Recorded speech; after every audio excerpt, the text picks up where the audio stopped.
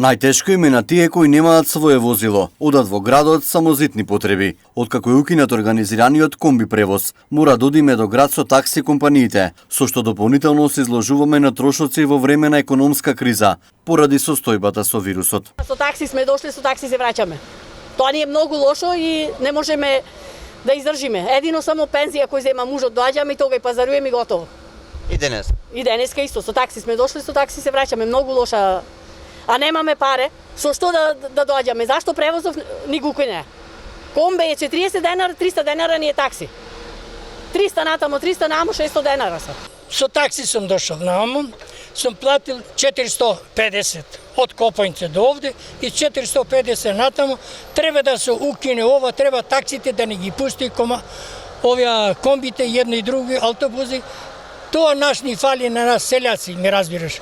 Градоначалничката на Тетово Теута Арифи вели дека по втор пат пратила барање да се укине организираниот превоз. Очекува позитивен одговор деновиве. И пошто ние го имаме повторено барањето за истиот да биде овозможен, имаме најава дека во текот на едните денови тоа барање исто така и ќе се реализира, имајќи го предвид фактот дека одиме кон олабавување на мерките.